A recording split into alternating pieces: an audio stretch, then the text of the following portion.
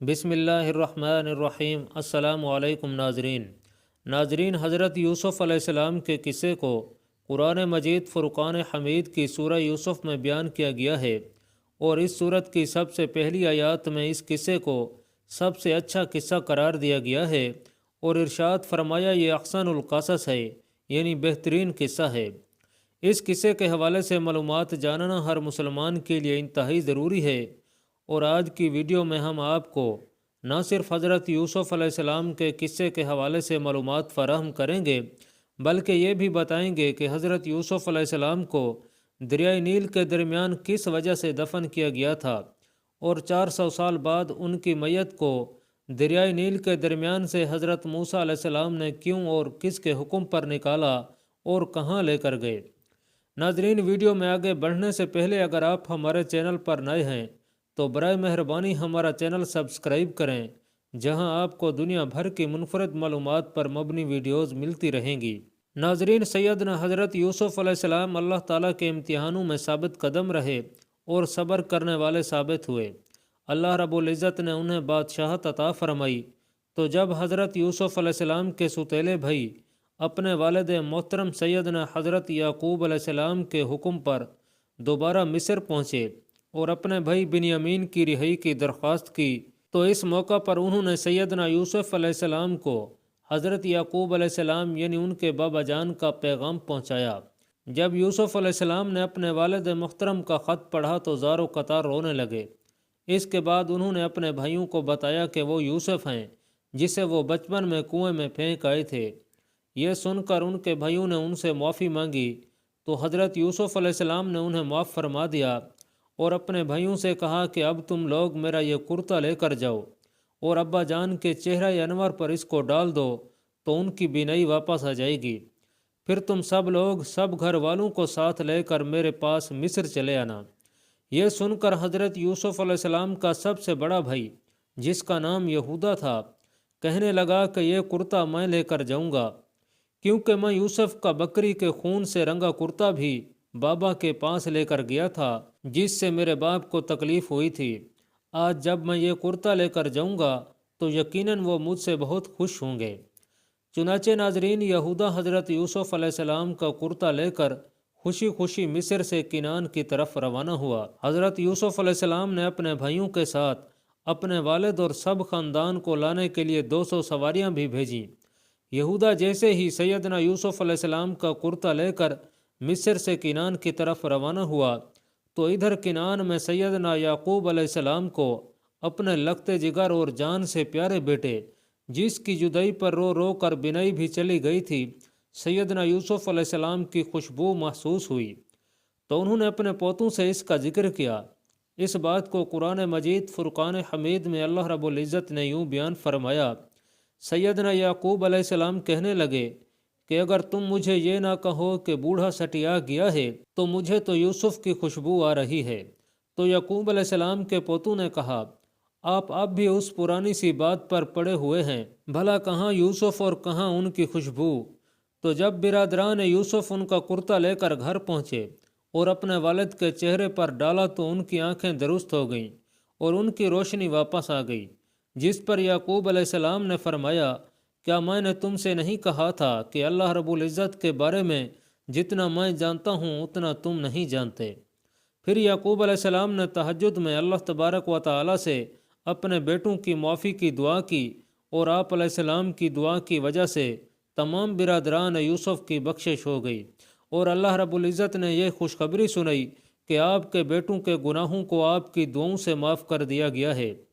پھر سیدنا یعقوب علیہ السلام نے اپنے لگتے جگر سیدنا یوسف علیہ السلام کی طرف مصر جانے کی تیاریاں شروع کر دیں۔ ناظرین، حضرت یعقوب علیہ السلام کے خاندان کے 72 یا 73 آدمی تھے جو مصر روانہ ہوئے۔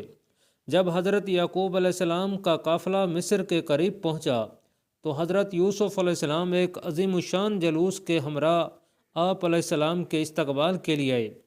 اس جلوس کے دونوں اطراف مصر کی عوام باادب کھڑی تھی۔ حضرت یعقوب علیہ السلام نے اپنے بیٹے یہودا سے پوچھا، یہ فرعون مصر کا لشکر تو نہیں؟ تو یہودا نے انہیں کہا کہ نہیں ابا حضور، یہ آپ کے لگتے جگر سیدنا یوسف علیہ السلام کا لشکر ہے۔ جو آپ علیہ السلام کے استقبال کے لیے آیا ہے۔ ناظرین، سیدنا یعقوب علیہ السلام اس بات پر بڑے حیران ہوئے تو اللہ رب العزت کی طرف سے حضرت جبرائیل امین تشریف لے اور آپ نے سیدنا یعقوب علیہ السلام سے فرمایا، اے اللہ رب العزت کے نبی، ذرا سر اٹھا کر دیکھیے، آسمان کے فرشتے بھی آپ کی خوشی میں تشریف لائے ہیں، اور ان میں وہ فرشتے بھی شامل ہیں جو آپ کے غم میں آپ کے ساتھ روتے رہے۔ اس کے بعد سیدنا یعقوب علیہ السلام اپنے فرزند سیدنا یوسف علیہ السلام سے ملے۔ ناظرین، 40 سال بعد ہونے والی اس ملاقات نے باپ بیٹے کو آبدیدہ کر دیا۔ دونوں دیر تک ایک دوسرے کے گلے لگے رہے۔ پھر حضرت یوسف علیہ السلام اپنے خاندان کو لے کر اپنے دربار میں پہنچے اور سیدنا یعقوب علیہ السلام کو سہارا دے کر اپنے تخت شاہی پر بٹھایا، اور ان کے ارد گرد آپ کے 11 بھائی اور آپ کی سوتیلی ماں بھی بیٹھ گئی۔ اس کے بعد آداب شاہی کے احترام میں سب نے حضرت سیدنا یوسف علیہ السلام کے سامنے سجدہ کیا۔ ناظرین، تفسیر یوسف میں لکھا ہے کہ یہ سجدہ تعظیمی تھا جو اس وقت جائز تھا۔ سب کے سب حضرت یوسف علیہ السلام کے سامنے سجدے میں گر پڑے تو اس کے بعد انہوں نے اپنے والد سے کہا کہ ابا جان، یہ پہلے خواب کی تعبیر ہے، بے شک اسے میرے رب نے سچا کیا، اور بے شک مجھ پر احسان کیا کہ مجھے قید سے نکالا اور آپ سب کو گاؤں سے لے کر آیا۔ اس کے بعد شیطان نے مجھ میں اور میرے بھائیوں میں ناچاکی پیدا کر دی۔ بے شک میرا رب جس کام کو چاہے آسان کر دے، بے شک وہی علم و حکمت والا ہے۔ یعنی میرے 11 بھائی ستارے ہیں، اور میرا باپ سورج، اور میری والدہ چاند ہیں، اور یہ سب مجھ کو سجدہ کر رہے ہیں۔ اس کے بعد بادشاہ مصر حضرت یوسف علیہ السلام پر ایمان لے آیا اور اس نے ساری بادشاہت آپ کے حوالے کر دی۔ اس طرح بنی اسرائیل کو مصر میں حکومت مل گئی اور وہ یہاں آباد ہو گئے۔ ناظرین، حضرت یعقوب علیہ السلام نے اپنی باقی زندگی سیدنا یوسف علیہ السلام کے ساتھ خوش و خرم گزاری۔ حضرت یعقوب علیہ السلام تقریباً 24 سال مصر میں رہے اور پھر ان کی وفات ہو گئی۔ اس کے بعد حضرت یوسف علیہ السلام نے ان کی وصیت کے مطابق انہیں فلسطین میں دفن کیا۔ ناظرین، حضرت یوسف علیہ السلام نے 120 سال کی عمر پائی۔ حضرت یوسف علیہ السلام کے وصال پر ملال کے بعد ان کے چاہنے والوں میں اختلاف پیدا ہو گیا کہ حضرت یوسف علیہ السلام کو کہاں دفن کیا جائے۔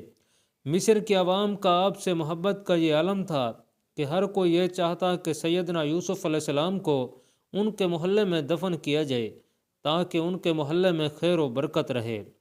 آخر اہلیان مصر اس بات پر راضی ہوئے کہ آپ علیہ السلام کو دریائے نیل میں دفن کر دیا جائے تاکہ دریا کا پانی آپ علیہ السلام کی قبر مبارک کو چھو کر گزرے اور تمام مصر والے اس پانی سے برکت حاصل کریں۔ اس لیے آپ کے جسم اطہر کو سنگ مرمر کے صندوق میں بند کر کے دریائے نیل میں دفن کر دیا گیا۔ تقریباً 400 سال بعد جب جناب سیدنا موسیٰ علیہ السلام کے زمانے میں بنی اسرائیل کو حضرت موسیٰ علیہ السلام کی قیادت میں مصر چھوڑنے کا حکم دیا گیا تو سیدنا موسیٰ کو حضرت یوسف علیہ السلام کا تابوت بھی اپنے ساتھ لے جانے کا حکم خداوند قدوس نے دیا، جس پر حضرت موسیٰ علیہ السلام ان کا تابوت ملک شام فلسطین لے گئے، جہاں حضرت یوسف علیہ السلام کے تابوت کو آپ کے آبا و اجداد جناب حضرت اسحاق علیہ السلام اور حضرت یعقوب علیہ السلام کی قبر مبارک کے نزدیک دفن کر دیا گیا۔ ناظرین، اللہ پاک کمی بیشی معاف فرمائے اور ہمیں اپنے حبیب صلی اللہ علیہ وسلم کے طریقے مبارک پر زندگی گزارنے کی توفیق نصیب فرمائے۔ اللہ پاک آپ کا حامی و ناصر ہو، آمین۔